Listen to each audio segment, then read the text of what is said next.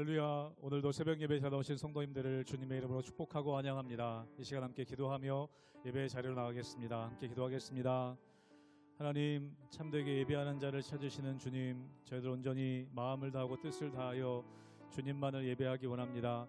저희들 우리의 소원을 아뢰기 이전에 주님께 온전히 영광 올려드리며 찬양하며 예배하는 예배자 되게 하여 주시옵소서. 하나님 기뻐 받으시는 우리의 삶의 예배를 드리는 저희들 성도님들 될 수 있도록, 가정 될 수 있도록, 우리 교회 될 수 있도록 늘 은혜 허락하여 주시옵소서. 감사드리며 예수님 이름으로 기도하옵나이다. 아멘.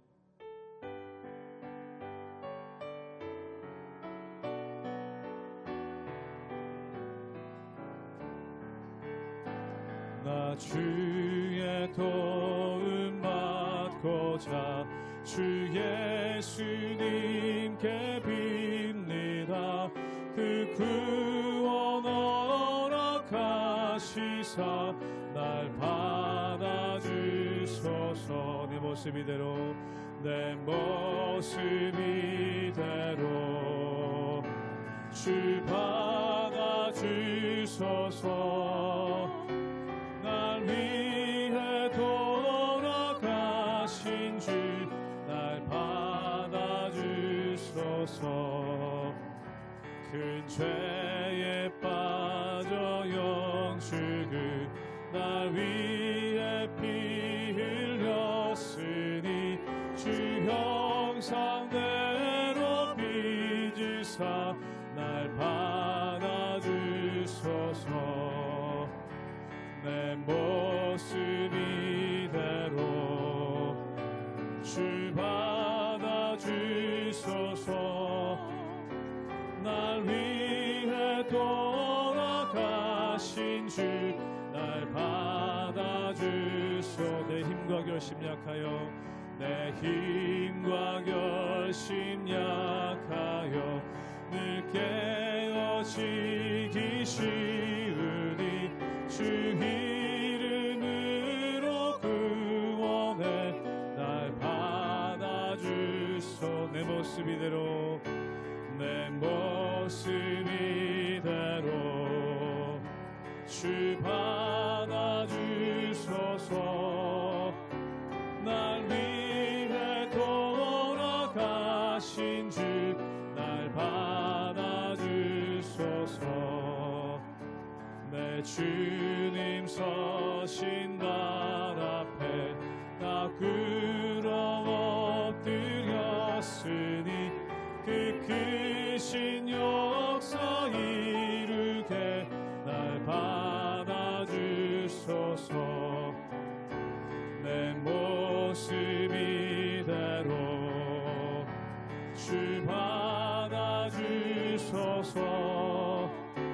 날 위해 돌아가신 주 날 3절로 한 번 더 고백하기 원합니다. 내 힘과 결심 약하여, 내 힘과 결심 약하여 늘 깨어지기 쉬우니 주 이름으로 구원해 날 받아주. 아멘. 내 모습 이대로, 내 모습 이대로 주 받아주소서.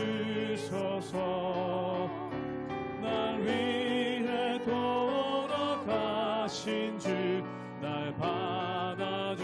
내 모습 이대로 받아주소서. 내 모습 이대로 주 받아주소서.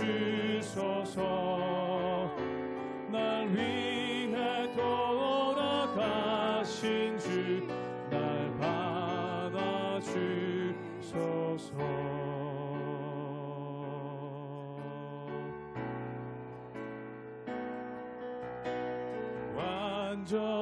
완전하신 나의 예수, 의의 길로 날 인도하소서. 행하신 모든 일 주님의 영광 다 경배함니. 완전하신 나의 주님을 고백합니다. 완전하신 나의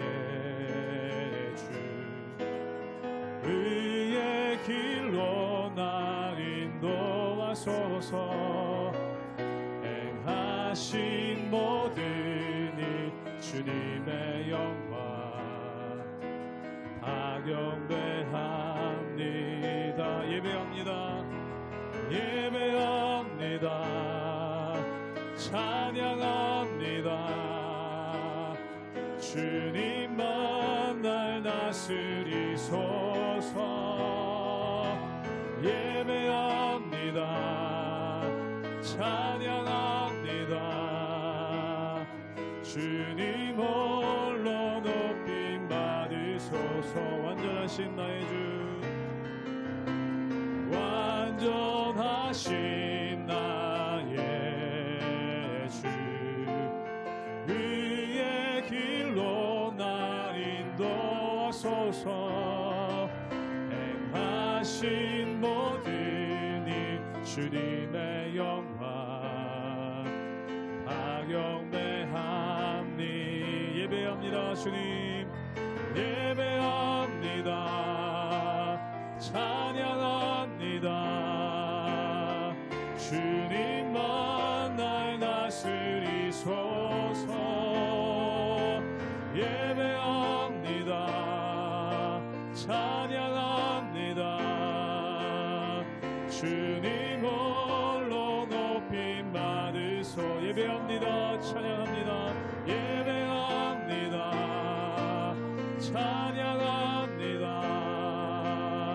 주님만 날 다스리소서. 예배합니다. 찬양합니다. 주님 홀로 높임 받으소서.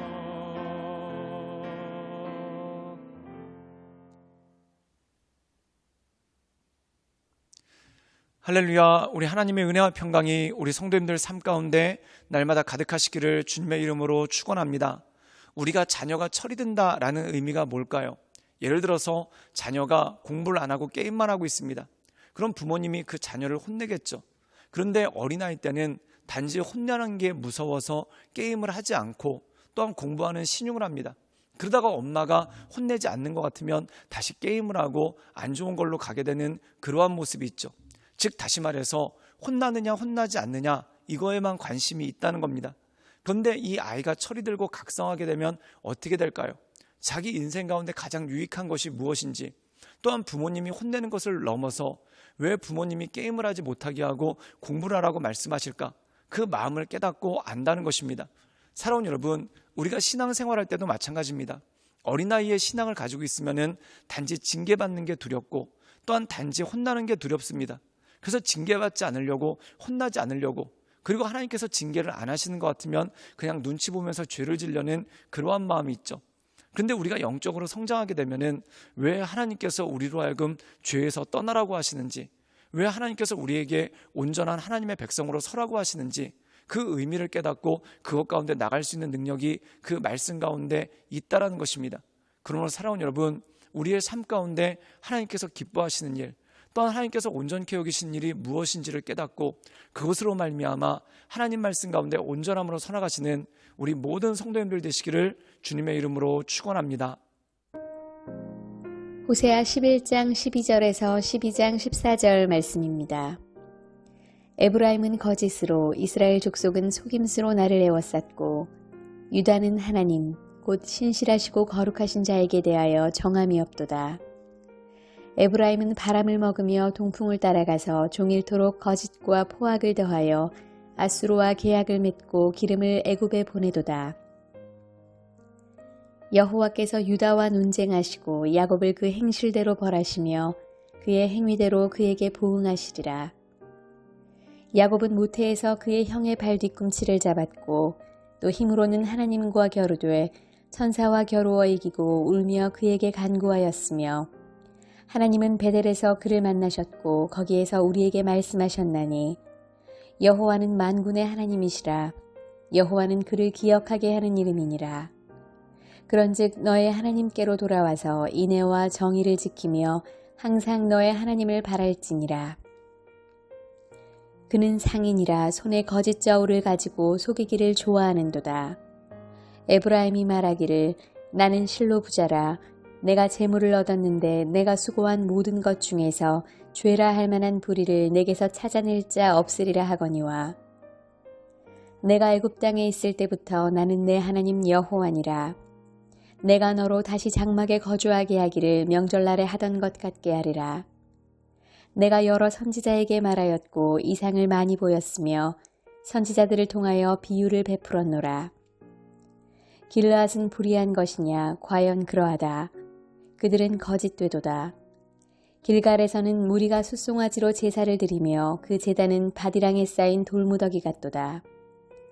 야곱이 아람의 들로 도망하였으며 이스라엘이 아내를 얻기 위하여 사람을 섬기며 아내를 얻기 위하여 양을 쳤고 여호와께서는 한 선지자로 이스라엘을 애굽에서 인도하여 내셨고 이스라엘이 한 선지자로 보호받았거늘 에브라임이 경노하게 함이 극심하였으니 그의 주께서 그의 피로 그의 위에 머물러 있게 하시며 그의 수치를 그에게 돌리시리라. 오늘 말씀 가운데 보면은 어제 11절 말씀에 이어서 이스라엘 백성들, 특별히 북왕국 이스라엘을 향한 하나님의 마음이 어떤 것인지 그것에 대해서 말씀하고 있습니다. 즉 하나님의 긍휼한 마음이 불타오른다. 즉 이스라엘을 구원하고자 하시고 또한 그들을 붙잡아 주시고자 하는 하나님의 마음에 대해서 말씀하고 있습니다. 그리고 이 북이스라엘 사람들에게 더 나아가 이스라엘 백성들에게 너희는 기억하라 라고 말씀하고 있습니다. 무엇을 기억해야 될까요? 우리 함께 호세아 12장 4절의 말씀을 읽도록 하겠습니다. 제가 읽겠습니다. 천사와 겨루어 이기고 울며 그에게 간구하였으며 하나님은 베델에서 그를 만나셨고 거기에서 우리에게 말씀하셨나니. 오늘 말씀 가운데 보면은 이스라엘 민족의 조상이 되는 야곱에 대해서 말씀하고 있습니다. 즉 하나님께서 야곱에게 행하신 일들을 너는 기억하라는 것이죠. 이 야곱이라는 사람은 평생 자신의 방법대로 살았던 사람입니다.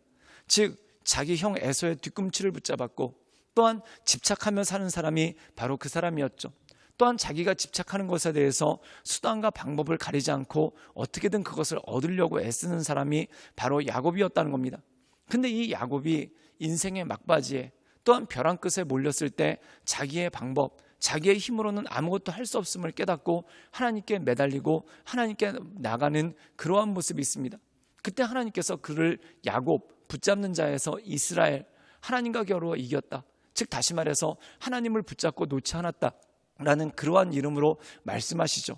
즉 야곱의 구원은 그가 하나님께 매달릴 때 또한 하나님을 바라볼 때 하나님의 역사가 그 가운데 있었다는 것입니다. 사랑하는 여러분, 의인이 구원받는 것이 아닙니다. 우리의 힘과 능력으로는 도저히 의인이 될 수 없습니다. 만약에 의인이 구원받는다라고 하면은 이 세상에 구원받을 사람이 누가 있겠습니까? 그 이유는 로마서에 나와 있듯이 의인은 없다, 하나도 없다라고 말씀합니다. 그럼 어떤 사람이 구원받는가? 하나님께 매달리는 사람이 구원받는다는 겁니다. 즉 하나님께 매달릴 때 의롭다 하심을 얻고 그것으로 말미암아 구원받는 하나님의 능력이 있다는 것이죠. 그래서 누구든지 주의 이름을 부르는 자는 구원을 얻을 것이다. 즉 하나님께 매달리고 하나님 앞에 나가는 사람에게는 하나님의 구원의 역사가 있는 것이죠. 우리 함께 호세아 12장 6절의 말씀을 읽도록 하겠습니다. 제가 읽겠습니다. 그런즉 너희 하나님께로 돌아와서 인애와 정의를 지키며 항상 너희 하나님을 바랄지어다. 즉 다시 말해서 이스라엘 왕국, 북이스라엘이 구원받을 수 있는 방법에 대해서 말씀하고 있습니다. 하나님께로 돌아오라. 그리고 하나님을 바라보라는 겁니다. 그리고 하나님을 바라보며 나갈 때 그들이 어떻게 하는가? 인애와 정의를 지킬 수 있다. 즉 온전한 마음으로 하나님의 은혜 가운데 나갈 수 있다는 것이죠. 사랑하는 여러분, 우리가 호세아서를 읽다 보면은 인애라는 말이 참 많이 나옵니다. 이 인애라는 말의 의미가 뭘까요? 이 인애라는 말을 우리 뜻으로 푼다면은 사랑하여 불쌍히 여기는 마음, 이것이 바로 인애라는 겁니다. 즉 사랑하여 긍휼히 여기는 마음. 사랑하는 여러분, 우리에게 사랑하는 마음이 있으면 더불어 따라 나오는 마음이 바로 긍휼히 여기는 마음입니다.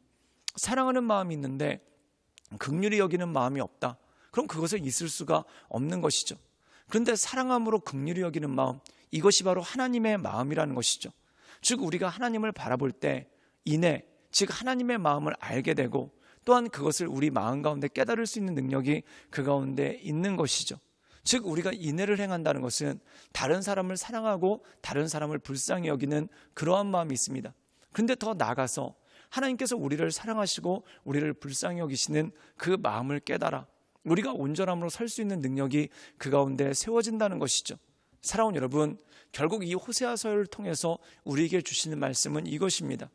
호세아가 이 고멜이라는 여자를 포기하지 않듯이 하나님께서 우리를 포기하지 않으시고 그 이면에는 인애하는 마음, 즉 사랑하기 때문에 불쌍히 여기는 마음, 그 마음 때문에 포기하지 않고 우리를 붙잡아 주시는 하나님의 은혜와 긍휼이 그 가운데 있는 것이죠. 그러므로 사랑하는 여러분, 그 하나님을 바라보고 그 하나님을 붙들며 그 인도하신 가운데 날마다 온전함으로 살아가시는 우리 모든 성도님들 되시기를 주님의 이름으로 축원합니다. 함께 기도하시겠습니다. 사랑의 마으신 주님, 우리가 날마다 주님을 바라보며 하나님의 은혜 가운데 그 인도하신 가운데 나갑니다. 우리의 심령을 새롭게 하시고 또한 우리의 마음을 온전케 하셔서 오직 크신 주님만을 높이며 오직 주님만을 바라보며 하나님의 인도하신 가운데 날마다 나가길 원하오니 주여 우리를 붙잡아 주시고 우리 가운데 하나님의 크신 은혜와 권능을 더하여 주시옵소서. 우리의 연약한 마음을 주 앞에 올려드립니다. 주님, 하나님의 은혜와 권능으로 우리의 마음을 새롭게 하시며 우리의 마음을 인도해 주셔서 날마다 하나님의 인도하신 가운데 우리가 늘 승리하며 나갈 수 있도록 주님 이끌어 주시옵소서.